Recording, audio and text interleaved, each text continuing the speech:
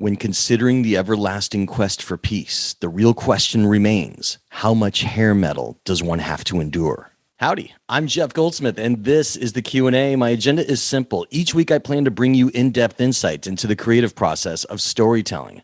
Folks, the answer is unfortunate. It's kind of a lot of hair metal music you have to endure on the quest for peace, at least in the case of Peacemaker on HBO Max. And for today's episode, I am quite pleased to have with me the creator, the director of the pilot and some of the other episodes, and of course, the writer as well, James Gunn.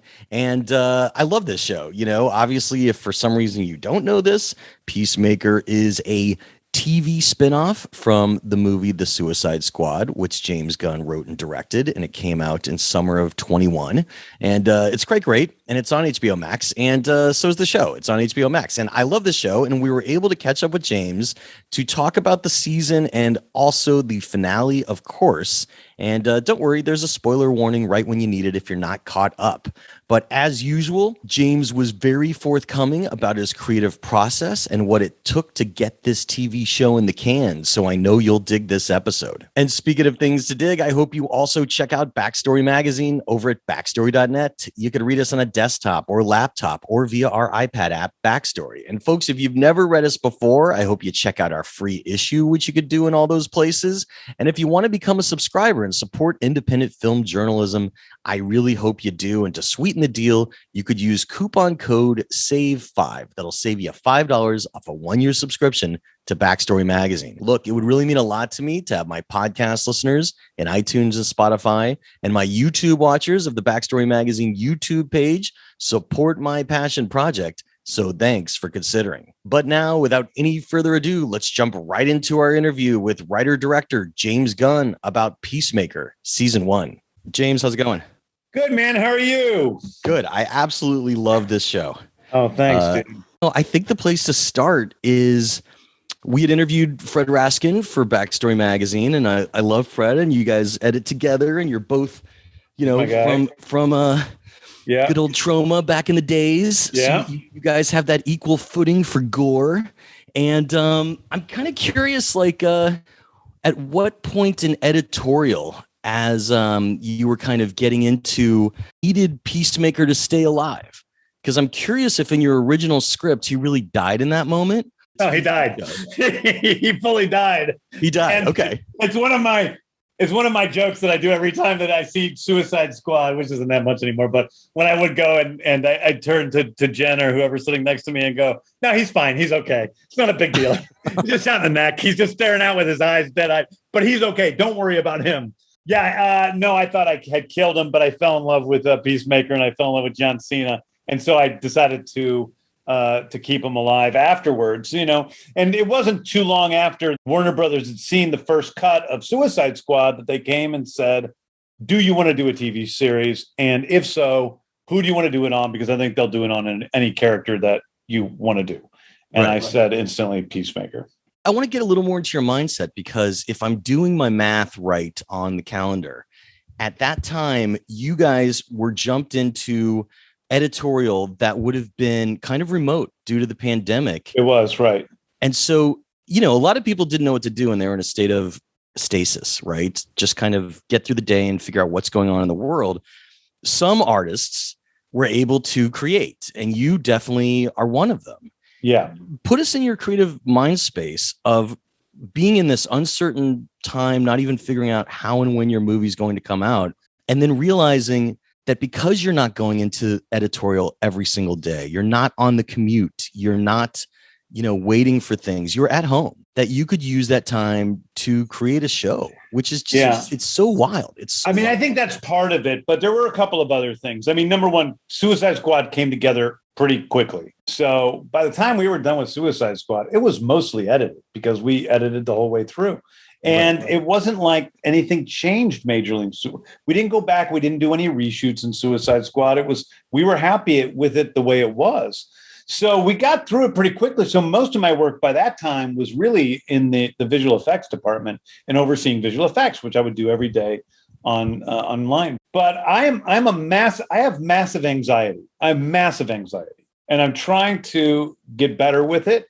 But quarantine for me and COVID in general was, like many people who suffer from anxiety, like I do, was miserable. Not to mention all the stuff with the election coming up and all of that. So I was miserable. I was depressed, in actual depression. And my partner, Jen, was probably for the first time in her life sort of depressed and having a difficult time because of the whole world was in a state of shock and depression. And so that makes I don't have any joy in my life besides work and then getting together with my friends, and having conversations with Jen. So I only had two of those things. I didn't have the other things. So I was really, really miserable. And things felt exceptionally bleak. And where other people may do other things to soothe themselves, whether it's, drinking or, watching TV or whatever, I did the watching TV part, but that doesn't do much for long for me. So it was writing to me that soothed myself and coming up with a story. And during those times, I was completely alive. I was happy while I was writing Peacemaker. And I wrote it to make it into a TV show, but I wrote it first and foremost for me to get out of the hell of my own brain, which I couldn't seem to get out of. Well, that's great, because that's the best, is when someone could use creativity to kind of battle anxiety. Because, we see the other side of it too, with writers who feel that they can't write because their anxiety is slowing down. So, I really can commend you on figuring out a way to battle it with creativity, because that's the most beautiful way. And it shows from this show that, like, here's a guy that wanted to not only crack himself up, but make the world laugh too, because this show is so funny. And I think having, the cuffs taken off, that you could just do whatever you wanted in this show. It does not seem like there's limitations. We're not getting into spoilers yet. I'll make a clear announcement when we do. But, there is nudity, there is sex, there is ultra gore. Yeah. You didn't have limitations. And I had no limitations. And I think that was one of the, the great things of being in that moment, because I had just done Suicide Squad. I knew that I was happy with how that turned out. Right. And I had Guardians 3 coming up. So I had another thing ahead of me. I think normally I get a little bit more afraid of things being successful but like Peacemaker to me was extra. Like it was, this could be a big hit or it could not. I'm not a TV guy. I'm a movie guy. So it could be whatever it was, and that would be okay. And strangely, I think I found like myself creatively more than I ever have before in my life. I think that I really enjoyed the process. I enjoyed the process of writing TV. I enjoyed the process of making TV. And I just absolutely loved it. It was wonderful. Yeah. And it really shows. So, some non-spoiler stuff before we get to the spoilers. How do you arrive at 8 episodes rather than 10, rather than 6? Like, how did it just come out to 8? Simply because I think that I knew that I needed to shoot the show between Squad and Guardians 3. And that was going to be a big ask anyway. And so doing 8 episodes seemed like the most amount of episodes that I would be able to oversee and take control of. Okay. But also I think that's kind of how long the story seemed to be. It was too big for 6 episodes. It wasn't. It didn't. The butterfly story especially didn't last for 10 episodes. That makes sense. You're known for great needle drops, and your music's always great.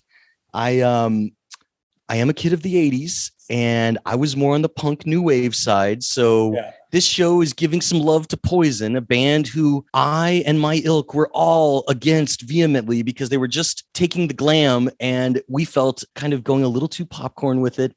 Not as much substance. I would take Love and Rockets over Poison any day. I think they'd kick Poison's ass, but they wouldn't even be bothered enough to show up to the fight. So I get it. But are you really a heavy metal glam rocker that loves the 80s? I know you get into other heavy metal from Europe and stuff like that in the series as well, but I will say that it fits for who Peacemaker is. So you truly wrote to character.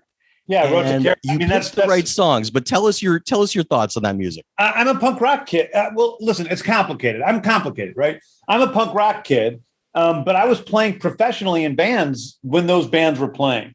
So I played in alternative bands and sort of very, very heavy funk bands. And yet I saw a lot of things I liked in that music because those guys were so successful and I wanted to be successful. And I flirted many times with trying to sell out and do that sort of thing. So, and I looked a lot like those guys because Hanoi Rocks, who he talks about, was one of my favorite bands, and they really are the dividing point between punk and rock. And when Hanoi Rocks came out with Two Steps from the Move, that was I liked Motley Crue. I listened to Motley Crue. That was the first sort of rock or glam metal band, that album. Sure. Because their early stuff is really more punk, even the stuff we play on the show. Yeah, but that album was the first time I said, I am able to wholeheartedly embrace this sound. I love it. It's great. Because at the same time, I loved Aerosmith. I loved Black Sabbath. I liked these other bands a lot. The Rolling Stones. So I loved all music. But yeah, like you, I sort of was, I put down some of those bands a little bit. Right. I mean, there was a stack of CDs in I think Annie's apartment when he's stealing stuff, and I saw the Cult right up top of the stack, and I'm like, yes, okay, let's go more towards the Cult and away from some of this other stuff. But it's okay. But you know what? If you listen to the Choir Boys, it's not that much different. No, I know. It's like those things aren't that much different. It's I think some of it was the look of those bands, but I did look like that. So that's to some degree, I look like Mike Monroe, really. And I was, there's a lot of things I liked about it, but the truth is that music has been so divided upon, by devotees of this and devotees of, I mean, people that like different types of music and, I like the Clash, so I can't like Motley Crue or whatever. No, I know. And music is so good. And there are so many talented musicians. And yes, I would have never listened to Cinderella back in the day. I didn't like their name. I didn't like the way they looked, but their musicianship is amazing. And so, I love it. Well, their musicianship is amazing. And so here's where I'll meet you in the middle. As a punk kid and new wave kid who would prefer Pixies over any of this from that same time period, it grew on me. It was fun to listen to. It was used perfectly every time, as I would expect from you, sir. So you've brought me a little over to the dark side. Another non-spoiler thing I want to talk about, because I just don't think a lot of people realize it unless they're olds. DC Comics was going into, they were experimenting in the 80s and getting into some dark stuff, Watchmen, of course. Yeah. And it was the launch of the Vertigo label, which was for more adult stuff. But there was this one character that was hanging around and they didn't know what to do with. And they did a relaunch because he'd appeared in other places. And I'm talking about Vigilante. And what most people don't realize, because Vigilante has been this appropriated character for years, Vigilante's been like a little side character in the Arrowverse, in Flash and stuff like that. But I'm telling you, kids, go seek out the 80s Vigilante. He has no superpowers, right? Just a regular guy. He has taken the law into his own hands. He's tackling serious child trafficking on the level of like Taxi Driver. He is going up against very dangerous drug gangs, and he's outnumbered. And then he makes this fatal error that he accidentally kills the wrong person. He just can't deal with it. And he's let a few people die and he can't deal with it. It haunts him. And DC they were being pushed, and they kind of said, you know what, we're going to shut down Vigilante. And the writers knew they were going to shut down Vigilante. And they did the most punk rock thing, in which in the last issue, they had this arc in which he is losing and losing and losing. And I'm sitting there reading it like, what's going to happen? How are they going to dig themselves out of this hole? And no, he takes out a gun because he can't take his mistakes anymore and literally blows his head off. And they printed that. DC printed that. That is the last issue of Vigilante in the comics. Now, of course, we have great suicide lines 24/7. Vigilante made the wrong choice. Crazy ass decision to print it. Totally dark character. I've always wondered if Vigilante would return to the darkness. So I am curious if when you decided to play with Vigilante in here, and by the way, again, I commend you, you made an absolutely hilarious sidekick for Peacemaker by having a comedic Vigilante. You went away from where the character was, but I'm just curious if when you were talking with DC of like, I think I'm going to throw in Vigilante, were they ever like, oh no, we might have plans to launch a serious version? Or were they like, yeah, sure, he just bats around the Arrowverse, take him, do whatever you want? Well, let me tell you, I didn't know he was in Arrowverse until after the show came out. Okay. I didn't even know. Maybe when I looked him up online or something, but like really I wish it was more exciting, but I needed a character that was a vigilante character who killed bad guys. And there's only a handful of them in the DCU and DC. Right. And so I needed to figure out who to use, and Vigilante seemed. And Vigilante was funny to me because his name is Vigilante. His name is what he is. Right. There's no like Batman or Peacemaker. His name is just like, good guy. By the way, his name is basically good guy. You do the best aesthetic looking version of him. I mean, the Arrowverse, like, I'd seen some pictures of it. I didn't see every episode of it, but like they did okay with the red. But just for the kids at home, in the comics, at first, he is wearing red ski goggles. Okay, like he has the most cheap outfit ever, and like you gave him like a full visor. Yeah, he looks pretty cool. He looks you're going for it. Cooler looking than Peacemaker. His costume is way cooler looking than Peacemaker. it's pretty amazing. Costume is one of the goofiest, but Vigilante looks pretty cool, and it's a little bit more utilitarian. And he's got the reason he has the goggles because he's got eyeglasses, so he needs to have a prescription goggles on. But I just. And then I'm like, what kind of guy is a guy who would just go around murdering people he thinks are bad guys? Right. And this is where I ended up. I mean, it was absolutely beautiful. Well, so, okay. I want to ask a creative habit question and then get into the spoilers. Just tell us about your creative habits for a second. And did they change at all when you were writing, jumping like into television in a way different from your feature writing? I'm guessing you started with a very serious outline. How long did your outlining phase take you? And we're going to get a little more into it in the spoiler section in a second. But just talk about how long it took to outline. It's not really like that. Go to script. Yeah, I used to outline like insanely, like down to the beat. Not used to, but I did for one movie, maybe a couple movies. But I don't do that. What I do is I really build like a world. So I build everything out, and I figure out then major plot points I need to get to. And then I pretty much have fun going from one plot point to the next plot point. So I figured out basically what was going to happen throughout. And along the way, I played with a lot of different ideas. I knew the beginning. I knew the ending from the very, very beginning. And then I just kind of worked towards that and what was going to happen, and thematically keeping it on point in terms of Chris and who he was, and Leota and who she was, et cetera. So I really build out the world. And then while I'm doing that, I'm also coming up with tons of ideas for scenes. And so I write down tons of little scenes with dialogue stretches and all sorts of stuff, some of which I'm able to work into the series. I'm trying to think of something that was like that. I mean, I think did you put them on cards, or was it like a Microsoft Word document? Microsoft Word document, okay. And on pieces of paper and on my notes on my phone. I write everything everywhere. I'm sure I lose most of it, but keep it in my brain. How long was that period for Peacemaker? Well, not very long, because I think I started writing it pretty early, but I think I can't remember how long it was from the time that I told Peter Safran that I would like to do Peacemaker to the time I started writing it. I do know that I think I wrote 5.5 episodes before I was hired.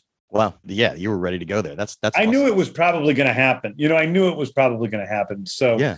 It was really, but there was a moment there where I thought it wasn't going to happen, and I had written 5.5 episodes.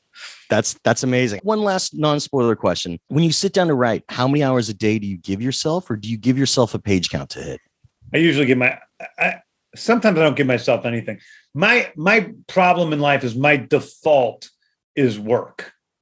So when I'm not actively doing something else, like trying to sleep, which I don't do very well, or, watching TV or playing a game with Jen or something, my default is to work. So I just kind of work by default. And that may not be a healthy thing. And it's something I'm actually trying to work with a little bit. But I'm working on getting more sleep or toning down. Well, sleep I'm really working on. But I think trying to relax and do things other than work all the time. Sure. Let your mind wander. All right. Well, we're going to get into the spoilers. So podcast listeners and iTunes and Spotify and Backstory Magazine, folks watching the YouTube page, if you have not yet seen all of Peacemaker, we are getting into the spoilers, including the finale. So press pause, go to HBO Max, watch Peacemaker, come back. One of the things I want to say that was a funny transference here. You bring in the White Dragon as his father, and you make him exactly the piece of garbage we expect.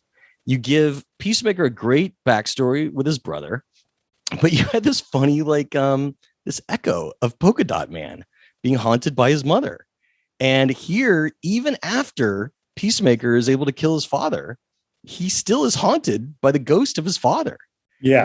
Were you conscious of that kind of lineage going on back and forth between these two movies set in the same universe, or was it more? No, I never thought about it until just now, to be frank with you. But I think that, really what Polka Dot, what it is for me is that Peacemaker, he's killed his father, but his father lives on in him. He's still there dictating. That voice is still in Peacemaker, telling him he's a piece of shit, telling him terrible things about the world, hating on himself. And that voice is going to stay with Peacemaker for some time to come. Just briefly, everybody skips through opening title sequences. I know that there's been a lot of chatter about this, but I just want to hear it from the horse's mouth. The decision to have that amazing dance in the beginning of every single episode, I couldn't ever press skip. I mean, you just have to watch it. I love it. What inspired that idea? Because it's so fantastic. I just really wanted something at the very beginning of the show that was fun. And I knew that there were going to be no rules on the show. And I didn't think there was a place for an actual dance sequence within the actual story. So I just thought I would, go outside of the realm of the universe of the show into the titles themselves and do the dance sequence there. But I also think it's a way of saying, any expectations you have, set them aside. This is where creatively there's it's not only sex and violence and all the basic things that you think, have no boundaries. It's also the creative content of the show. Ooh, hey, I'm jumping in really quick to remind you to check out Backstory Magazine and support independent journalism. You could read us on a desktop or laptop or via our iPad app, Backstory. And if you've never read us before, you could check out our free issue. And of course, we just published our amazing winter issue, our Dune issue, and you could see the table of contents and some excerpts on our site as well. And, if you want to become a subscriber, I'm here to sweeten the deal. You could use discount coupon code SAVE5. That'll save you $5 off a 1-year subscription to Backstory Magazine. And look, I'm here to sweeten the deal, so feel free to use coupon code SAVE5. That will save you $5 off a 1-year subscription to Backstory Magazine and give you access to our previous few years in our archive as well. Look, it would really mean a lot to me to have my podcast listeners in iTunes and Spotify and have my YouTube watchers on the Backstory Magazine YouTube page support my passion project. So thanks for considering becoming a subscriber. But now, without any further ado, let's jump right back into our chat with writer-director James Gunn about Peacemaker Season 1. Again, transference between the two shows, and I'm glad that you didn't, stay away from this because this was such a fun story. But, you had the starfish in the Suicide Squad, and you had over here, you had the butterflies. Taking over people's brains, and you're doing this great, invasion of the body snatchers from the 70s look. People point and have their mouth open a few times, screaming, just like the show when they see a human, which was beautiful. And I was glad that you didn't shy away from another alien invasion story because it has big stakes without the world's going to blow up. And you're also kind of getting a interesting political message in there in the end, which is totally welcomed and appreciated about how they fled their planet. And, basically they think that they could trust Peacemaker because they know he strives for peace and they want him to help save the cow, which is giving them their sustenance. Then he was going to blow up. And after this great speech about why he should help them and why, he could still save Earth, which is going down the same path as the butterfly aliens tell him that they were going down. He just thinks about it and he then totally just shoots her and he destroys the cow. And it's like he's not seeing that essence of, wow, you could save humanity from ourselves. Now, I think he's seeing it. I think he's seeing it very much. I think that the story of Peacemaker, and the most important story in Peacemaker, and the core of Peacemaker, is about a guy who is trapped inside of his ideals. And his ideals have ruled his life. And he is an idealist first and a human being second. And when he suffered trauma through his father and the death of his brother, he reacted into the meaninglessness of death, which is a part of our lives. He tried to control life by these insane vow and these ideals of how he was going to make that death mean something to the world. and how he was going to be a certain person. That also is tied up in his relationship to his father and pleasing his father. And because of that, he has done things that have killed him spiritually.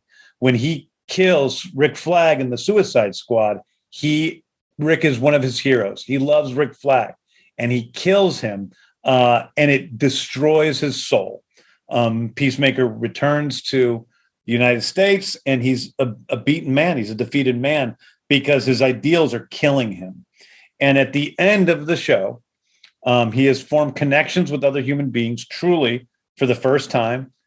And at the end of the show, he acknowledges his connections to other human beings, perhaps at the cost of destroying the world.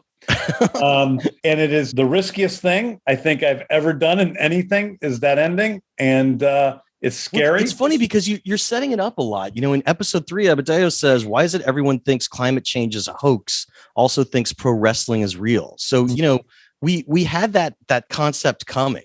Yeah, well, we knew that they were, that's part of whom they're taking over, are those, right, the people that believe that stuff. And I'm afraid of the episode coming out, because I don't want people to be thinking that, he should kill these people that are, there's natural rights and there's being a utilitarian, and Peacemaker is caught between those philosophies. But at the end of the day, he's never acknowledged who he is as a human being. And so we're stuck in the end with an interesting situation, which is about a person who becomes a better human being by perhaps making the wrong choice. Perhaps. Well, I mean, it's funny because when they're talking at the hospital again with Abadeo, she says, was this just your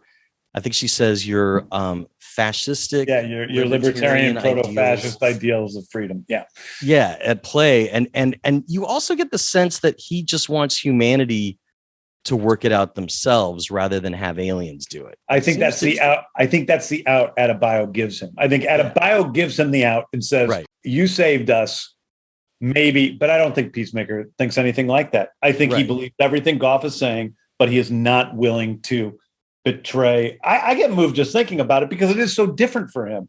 But he's not willing to betray Adebayo and Harcourt and Economos and maybe to a lesser degree Vigilante.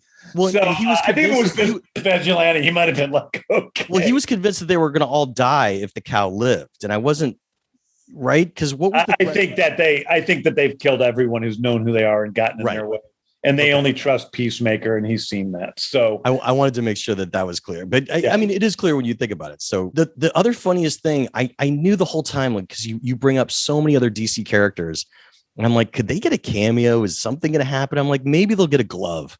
Maybe Batman's glove will be somewhere, and you'll hear like, Will Arnett or a voice, somebody off screen. But when Aquaman and Flash and Wonder Woman and Batman show up, and you actually have the actors for Aquaman and Flash, that was fantastic. At what point did you know that was something that was going to happen? The beginning, the very beginning. The very beginning. I knew that I did not know that Warner Brothers was going to agree to it. Yeah. And they did, and then they kind of got scared about it after we shot it. But I'm really happy to HBO Max and backing me up so hard with keeping that scene in there. People are going to love it when it comes out, and it was so great to see. But and also, I got to say, Jason and Ezra both were just awesome to do it. Yeah. I mean, because we were like, he makes fun of you the whole time. Jason was like, yes, he claims throughout the entire show that you fuck fish, and he just starts laughing. So he was great. James Wan was great because I made sure he was okay with it. Because I didn't want to be upsetting those guys, and everybody was just completely game. It was awesome. I think what people really like about your work that you're so good at, aside from just ensemble writing, which you really have a knack for, in which every character has a rich voice. And I want to talk about that for a second. Do you do character specific drafts? Like after your story is roughed out, do you go back and say, I am only going to focus on Harcourt in this pass, and I'm going to make sure that her voice is right. And then I'm going to go back and I'm going to only focus on Myrn, stuff like that. You're pretending that I had time to do a second pass of any of these scripts, Jeff. Right. I was pretty quick. I mean, I don't. I think that if I feel in the moment like they're not working out, I back up and say, what is it about this character? Yeah, to me, it doesn't work like that. Everything they do affects everything else. So if I'm writing it through and I feel like a character is not authentic, then they're going to fuck up the whole rest of the story.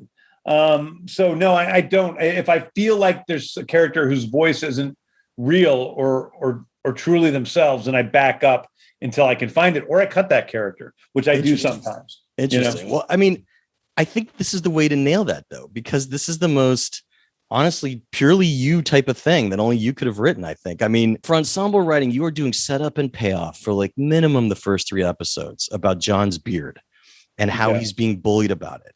But the fact that it becomes this like, cliffhanger moment when the aliens are asking him what's the strangest thing that he's learned about his human, and the whole team's listening. And he has to have this emotional speech about how he admits that he's dyeing his beard, even though he's fought vehemently against it the whole time. It's just such a great part of like that team dynamic where somebody else could steal the scene for a minute. Everyone else is listening. And it's just such a silly joke that you strung out literally over 4 hours of previous content just to get to that one moment. Talk about setup and payoff. When did you realize that that was going to be this culminating moment for, him trying to sneak in with the helmet? I don't know. It was pretty early on because I think I wrote the section long before I got to the episode. But it wasn't. But John Economos's beard was dyed. I made his beard dyed in Suicide Squad. So Steve Agee had to walk around with a shitty dyed beard for all those months in Atlanta and Panama while we were shooting the show. And then to make it a plot point when we came back and he got this opportunity to be in the show was something. But I would have kept him calling him dyed beard without that payoff. But I think that was sort of something that I found early on where, something that you think it's not just a reference. I really want to point it out again. You didn't just do a one-liner joke. This is a stop the movie moment.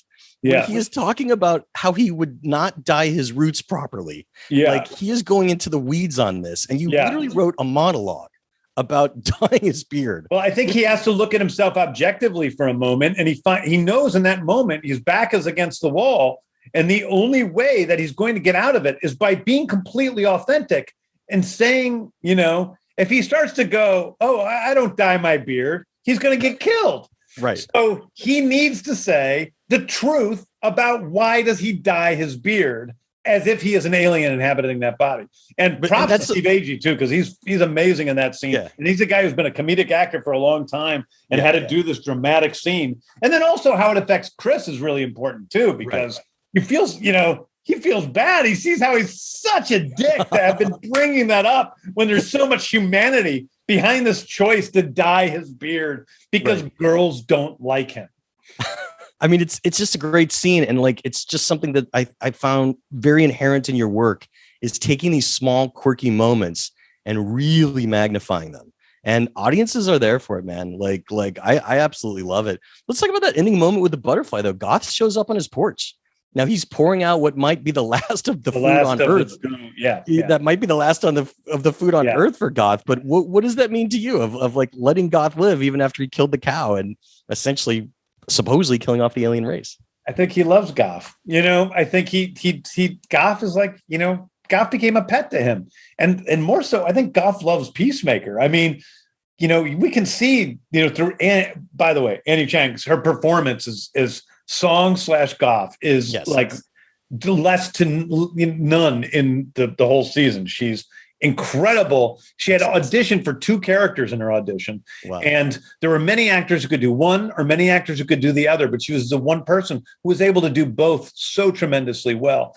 And to bring that emotion to that last scene as this bug character, who, even among bug characters is not a very emotional person, but who does love Peacemaker, who's fallen in love with Peacemaker, I think to some degree, and is really amazing. And I think Peacemaker knows that he has that connection with her. He knows when he shoots her in the chest and not the head that he's not killing Goth. Right. He's just stopping Goth.